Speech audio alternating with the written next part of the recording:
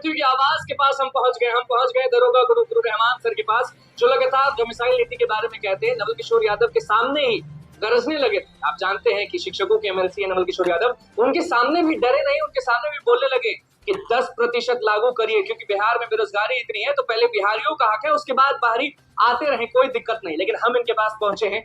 शिक्षा विभाग ने कुछ दिनों पहले एक लेटर निकाला था, आप अच्छे से जानते हैं। उस लेटर में लिखा था TRE1 TRE2 के सीट्स जो बचे हुए हैं उसको काउंट अप करिए, उसके बाद हम TRE 3.0 के रिजल्ट पर उसको ऐड करें।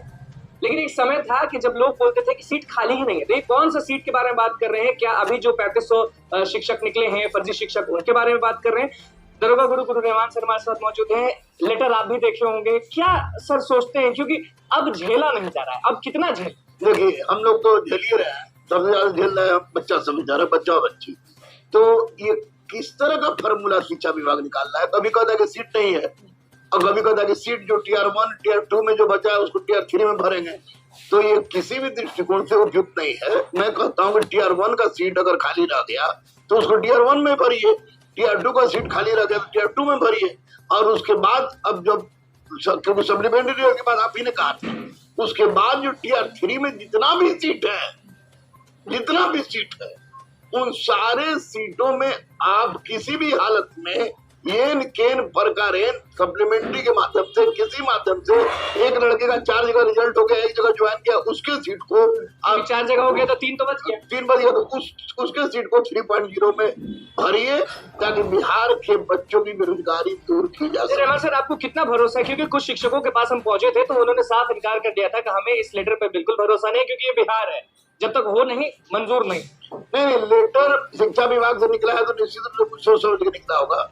अगर मैं डायरेक्ट कर दूं कि विश्वास नहीं है तो अच्छी बात नहीं है, लेकिन मैं ये कह रहा हूं कि अगर ये वैकेंट सीट TR1 का है, TR2 का है, तो TR1 और TR2 को भी सप्लीमेंट्री के माध्यम से इसको भरना चाहिए था। तुम लेकिन आप सप्लीमेंट्री की सपोर्ट 100%। और दूसरी बात, TR3 में एक पद एक व्यक्ति वाली बात हो रही है, 1 कैंडिडेट 1 रिजल्ट, उसको आप अलाउ कीजिए। रिजल्ट आप चारों दे सकते हैं, लेकिन एक जगह ज्वाइन करेगा वो, 3 खाली हो गया तो उसको सप्लीमेंट्री के माध्यम से इसी 3.0 भरिए। ये नहीं कि बोली कि हम 4.0 भरेंगे, आप 3.0। रिजल्ट में देरी क्यों हो रहा है? रिजल्ट में देरी हो रहा है अपने करनी से ही लोग देर कर रहा है, क्योंकि बहुत सारी गलतियां हुई है 1 और 2 में, तो उस गलती दोबारा न हो, माननीय मुख्यमंत्री ने कहा है ऐसा, इसी आधार पर ये लोग इस तरह की बात कर रहे हैं। अच्छा, सरकार में जो शिक्षक के एमएलसी हैं उनके सामने भी आप गरजने लगते हैं, उनके सामने भी आप नहीं डरते हैं, आप बोलते हैं कि बिहार पे बिहारियों का हक है, बाहर वाले आए लेकिन 10% से ज्यादा नहीं देंगे, ऐसा क्यों कहते हैं? लेकिन 10% तो बोल के हम बहुत बोल दिए। अच्छा, आप एक बात सोचिए कि झारखंड के मुख्यमंत्री हेमंत सोरेन, वो बोलते हैं कि पहले 15% दिया जाता था, अब बाहरी को 1% भी नहीं देते। ये बोलते हैं। हरियाणा में वही बात, उत्तर प्रदेश में वही बात, राजस्थान में वही बात, मध्य प्रदेश में वही बात। बाकी शिक्षक नहीं बोलते, आप क्यों बोलते डोमिसाइल पर बढ़ चढ़कर? इसलिए कि बच्चों का ये हक है। बाकी शिक्षक बोले या मत बोले, बच्चों के हक के लिए मैं बोलता था, बोलता हूँ और बोलता रहूंगा। तो 10% आप चाहते हैं कि किसी भी हालत में 10% से ज्यादा नहीं हो, 10% हो, क्योंकि हम लोग उतना दुराचारी नहीं है कि एकदम साफ करते हैं। अखंड भारत पर विश्वास करते हैं, लेकिन सबसे पहले अपने घर में भी चिराग जलना चाहिए ना भाई। अपने घर में अंधेरा रहे और दूसरी जगह रोशनी। चिराग तो चुप है, आप भी चिराग पहले बोलते थे बिहार को बिहारी को, अब तो चुप है। तो वो चुप है, उनकी राजनीति होगी, लेकिन मेरा कोई राजनीति नहीं है। मेरा उद्देश्य शिक्षा था, शिक्षा है, शिक्षा रहेगा। और बिहार के बच्चों के लिए, बच्चे तो हमारे लिए सब हैं, हिंदुस्तान के बच्चे हैं, लेकिन हक, समान हक, जिसकी बात कुरान कहता है, जिसकी बात गीता कहता है, जिसकी बात वेद कहता है, उस बात को मैं मानता हूँ। निश्चित रूप से बिहार में बेरोजगारी है, चाहे बच्चियों में हो चाहे बच्चा में हो। निश्चित रूप से माननीय मुख्यमंत्री ने बिहार में बहुत जबरदस्त वैकेंसी निकाला है। तो अब ये समय आ गया है कि बिहार की बेटियों और बेटों की बेरोजगारी को दूर किया जा सके, इसके लिए जो कदम उठाना पड़े। एक समय पे बात किए थे बीपीएससी चेयरमैन से, जो नए चेयरमैन है उनसे आपने वार्तालाप किया था कट ऑफ को लेकर, आपको याद होगा।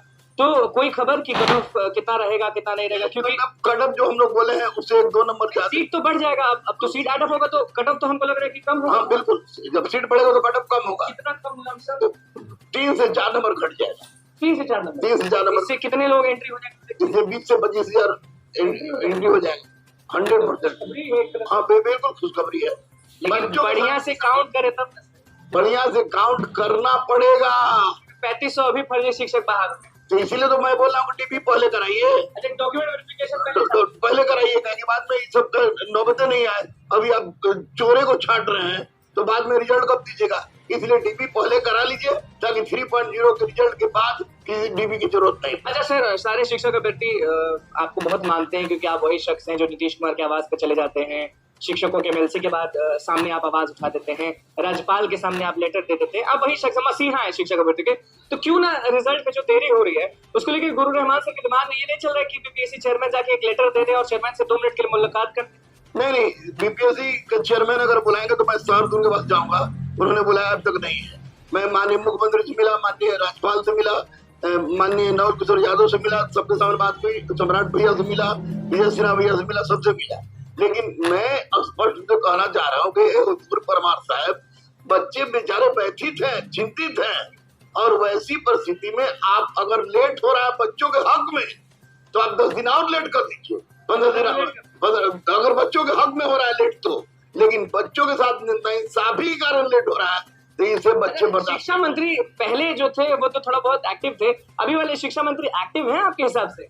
देखिए, पुलिस ऑफिसर तो बहुत जाबाज से मैं जानता हूँ इनको, अब इस शिक्षा के क्षेत्र में इनको एक्टिव होना पड़ेगा। एक्टिव हमको लग रहा है नहीं कम है, लेकिन सोच समझ के काम कर रहे हैं, गलत ना हो ये ज्यादा।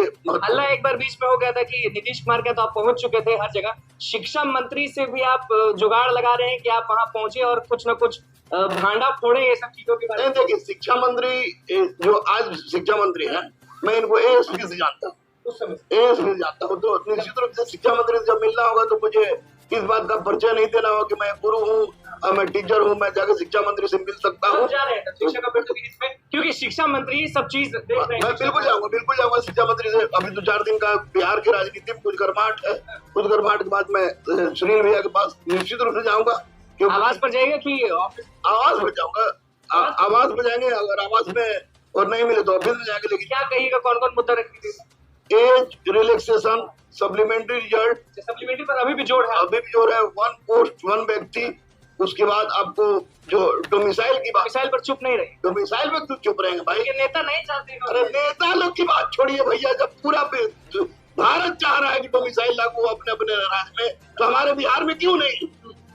हमारे बिहार में क्यों नहीं? उल्लू तो नहीं बनाया जा रहा है ये काउंट करके कि टीआर 3 में इतना सीट उतना सीट, उल्लू नहीं ना बन जाएंगे सब। उल्लू बनेंगे तो 25 में चुनाव है, बस इतने ज्यादा होता है। आपके पास लाखों लोग हैं, आपकी वोट गड़बड़ा सकते। निश्चित रूप से अगर बच्चों के साथ गड़बड़ी होगी तो मैं बच्चों के साथ हूँ, बच्चों के साथ रहूंगा, इससे ज्यादा मैं कुछ नहीं बोलूंगा।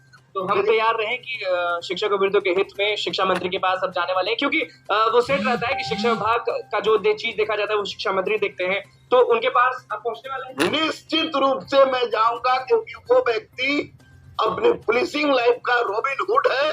निश्चित रूप से बच्चों के लिए भी रॉबिन हुड वाला काम करेगा। और लेटर पे आखिरी सवाल ये, लेटर पे भरोसा है कि नहीं शिक्षा विभाग ने जो निकाला था? लेटर पर भरोसा हम कर रहे हैं, लेकिन इतना जरूर कहेंगे कि जिसका जो हक है उसी का हक मिले, और 1 का 2 का खाली रिजल्ट 3 में नहीं, 1 2 का 1 2 में ही भरिए, और 3 में जो भी खाली हो रहा है, जितने चोर पकड़ा रहे हैं इसमें भरिए। देखिए, हमारे साथ दरोगा गुरु रहमान सर मौजूद थे। सबसे बड़ी खबर हम आपको सबसे पहले बता रहे हैं कि गुरु रहमान सर वही शख्स हैं जो नीतीश कुमार के यहाँ पहुंच जाते हैं, हर जगह पहुंच जाते हैं। तो ऐसे में बोल दिया है शिक्षा मंत्री की आवाज पर जाएंगे और उनको प्यार से समझाएंगे, क्योंकि वो जब एएसपी थे तब से हम उनको जानते हैं। तो उनके पास पहुंचेंगे, बहुत सारा मुद्दा है वो रखेंगे, क्योंकि बस बीपीएससी तैयारी मुद्दा नहीं है, शिक्षा विभाग में बहुत सारे मुद्दे हैं। और दरोगा गुरु रहमान सर पुलिस से लेकर दरोगा से लेकर सिपाही से लेकर सारे मुद्दों पर रखेंगे। लेकिन सबसे अभी जरूरी है शिक्षक भर्ती परीक्षा को, domicile, age relaxation, 1 candidate 1 result, सारे मुद्दों को। और आप भी जानते हैं कि अगर गुरु रहमान सर नहीं पहुंचे तो हम फिर यहाँ पहुंचेंगे और फिर याद दिलाएंगे, सर क्या हुआ, नहीं गए।